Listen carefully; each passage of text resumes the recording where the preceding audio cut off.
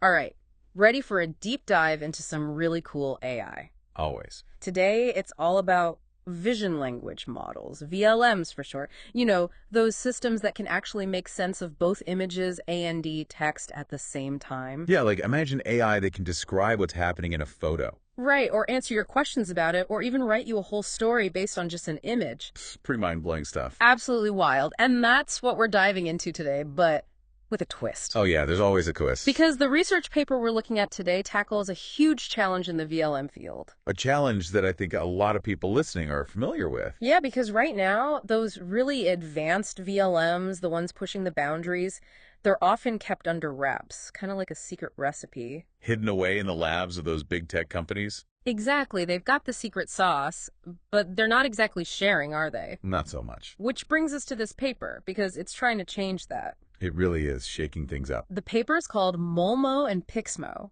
Open Weights and Open Data for State-of-the-Art Multimodal Models. Catchy title. And it introduces us to Molmo, which is a family of VLMs designed with a very different philosophy in A mind. much more open one. Exactly, open. Yeah. But for those of us who don't speak fluent algorithm, break that down for us. What does openness in the AI world really mean? Right, because it sounds nice, but what's the practical difference? Well, imagine if instead of guarding their code like it's a precious gem, the people who created a powerful tool like a VLM just shared it with everyone. Whoa, really? Just gave it away. Yeah. That's the idea behind open weights.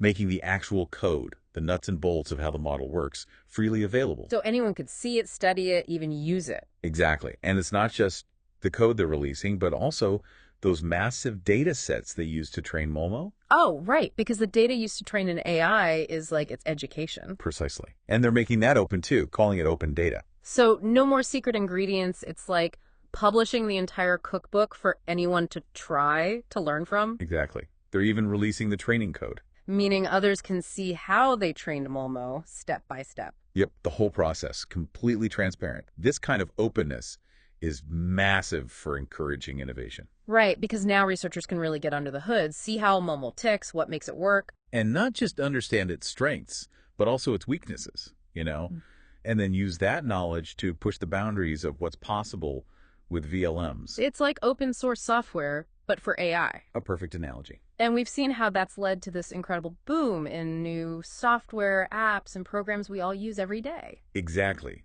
Openness can really turbocharge a whole field.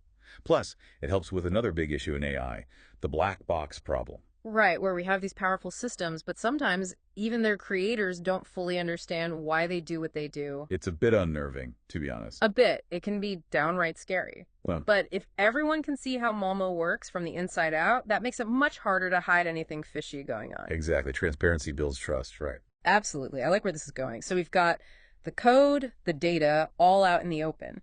But what makes Molmo itself special? What can it do that other VLMs can't? That's where it gets really interesting. Hit me with it because I'm intrigued. It all starts with the unique way they train Molmo, using this special data set they call PixMo. PixMo. Okay, I'm listening. It all comes down to descriptions, how to get really detailed, really rich descriptions of images. Because that's key for training a VLM, right? Getting it to understand what it's seeing. Right.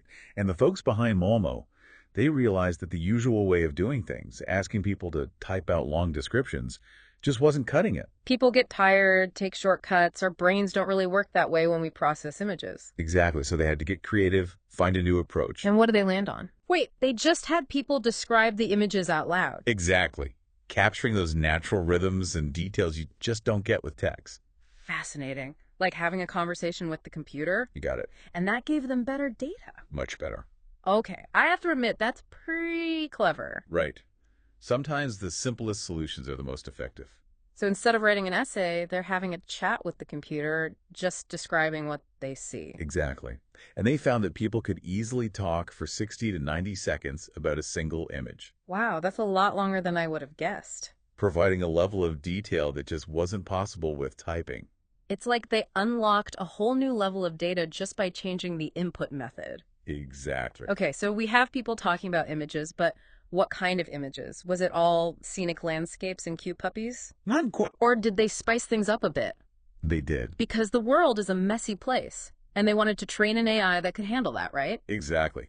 Think memes, food, street signs, Yeah. even those blurry photos we all have on our phones. Oh, so like real life, not just those picture-perfect images you see in stock photos. Exactly, the real world, warts and all. Makes sense. Garbage in, garbage out, Yeah, right? exactly. But they didn't just let people describe whatever they wanted, did they? Oh, good point. No, they had a system. Because you need to make sure you're getting the right information to train the AI effectively. That's right. So they use these targeted prompts to kind of guide the descriptions. So instead of just saying, oh, it's a picture of a dog, Yeah. they're prompting them to really analyze what they see. Exactly. What objects are present, where are they, what's in the background, even the overall style and color of the image. They really wanted to capture all those nuances we humans instinctively pick up on. Precisely. Okay, that makes a lot of sense. And here's where it gets even wilder. Wilder! I'm ready, hit me. They took all those spoken descriptions, thousands of hours of them, Yeah. and fed them into another AI, a language model, to generate really concise summaries. Hold on, they used AI to multiply their training data. That's brilliant. Exactly. Okay, so we've got Molmo, this open source VLM, and we're feeding it this incredible data set, PixMo, which is already way more detailed than your average image data set. But I have a feeling Molmo can do more than just describe what it sees, right? And you're right to suspect there's more to it. There's always more. They didn't stop at image captioning. They actually fine-tuned Molmo on a range of different tasks. Okay, time for a quick AI lesson. Break it down. Sure. So fine-tuning, it's like taking that solid foundation they built by training Molmo on this massive data set of images and descriptions, Yeah. and then further specializing it, training it on even more specific tasks to make it even more capable. So like sending Molmo to AI finishing school. Exactly. I like it. So what kind of special skills did they equip Molmo with? One of the coolest things they did was train it on a data set they called PixMo Ask Model Anything. PixMo Ask Model Anything. Okay, that sounds pretty self-explanatory, but tell me more. It's basically this huge collection of all sorts of questions that people might actually ask of VLM in the real world. So not just your standard what's in this image, but more like the kind of questions I would ask, the curious, the offbeat, maybe even a little weird sometimes. You got it. They wanted to see if Molmo could handle the unpredictable nature of human curiosity. Because, let's face it, we humans, we don't always ask the most straightforward questions, do we? Not at all. So instead of just identifying objects, they challenged Molmo with questions like, what's the funniest thing in this picture? Or, can you describe this image as if you were a stand-up comedian? Okay, now that is cool. Teaching an AI to understand humor, that's next level stuff. Right. It's like they're teaching AI to think outside the box, appreciate that weird, wonderful way that humans see the world. Exactly. But I bet it gets even better, right?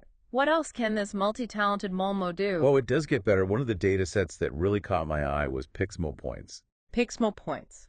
Okay, now my curiosity is officially piqued. What is that? This is where things get really interesting because they started training Molmo to understand and utilize pointing. Wait, pointing, like using a virtual finger to point at specific things in an image? You got it. They wanted to see if they could teach Molmo to not just understand the visual information, but to actually interact with it in a way that's intuitive to us humans. Okay, my mind is a little blown right now. I'm trying to wrap my head around this. It's pretty wild. So instead of just telling me there are 3 dogs in a park, Molmo could actually show me by circling each dog with, like, a virtual marker. Exactly. And it goes beyond just identifying objects.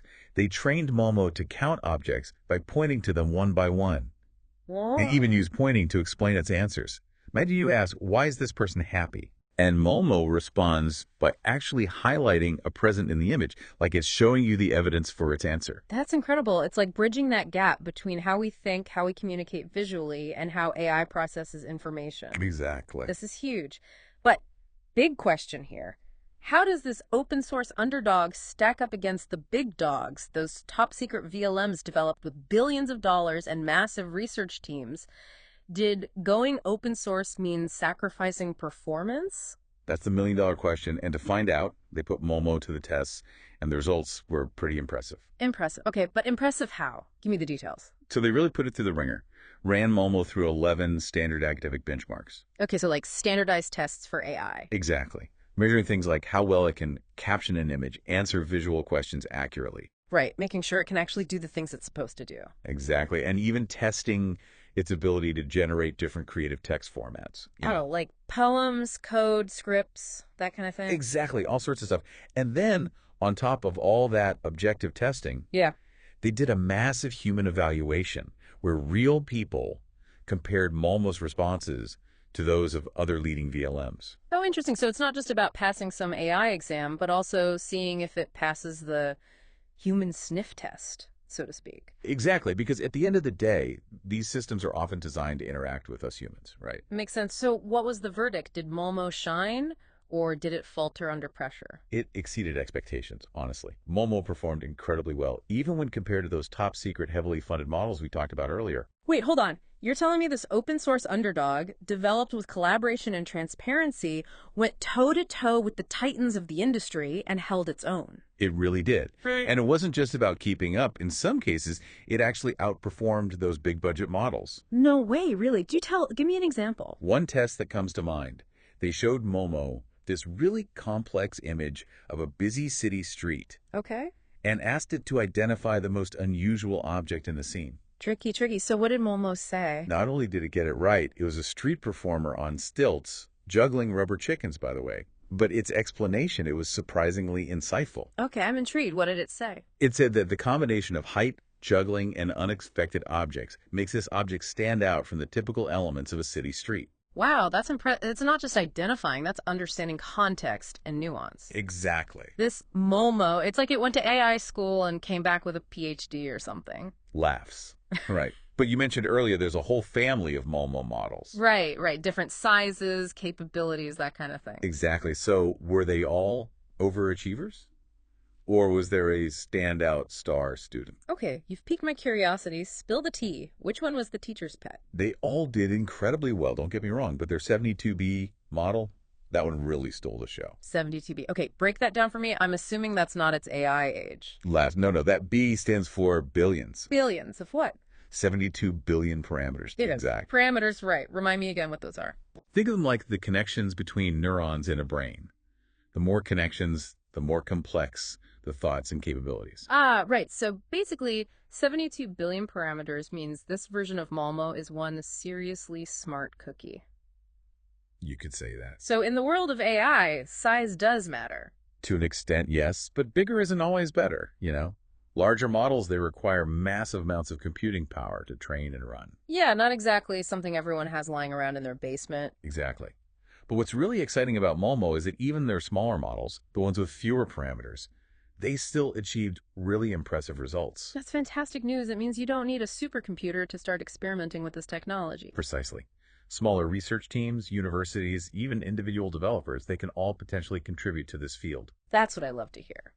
Okay, so we've geeked out about the tech, the impressive results, but let's zoom out for a second. Big picture time. Why is Molmo such a big deal? What does it tell us about the future of AI? For me, Molmo represents a paradigm shift. You know, it's like this powerful testament to the potential of open and collaborative AI development. Instead of a few companies controlling everything, it's about opening the doors and inviting everyone in. Exactly.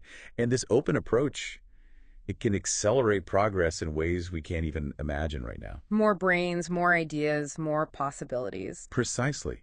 And from a practical standpoint, think about all the amazing things people could do with access to these powerful pre-trained models like Molmo. We're talking revolutionizing healthcare, transforming education. Absolutely. Imagine the impact on scientific research, on accessibility for people with disabilities. Even on creative fields, art, music. The possibilities are endless. Truly endless. And the fact that Molmo can understand something as fundamentally human as pointing. Right, right. It's like, it's not just seeing the world, but understanding how we see the world. Exactly. It opens up this whole new dimension of interaction between us and AI. It's not just about typing commands into a box anymore. It's about having a more natural, intuitive dialogue with machines. A true collaboration. Exactly. Molmo is a powerful example of how AI can be developed and shared in a way that benefits everyone. It's a call to action for the entire AI community. Openness, collaboration, accessibility, that's the future. And on that note, a huge thank you to all our listeners for joining us on this incredible deep dive into the world of open and accessible AI. Thanks for listening, everyone. We'll catch you next time.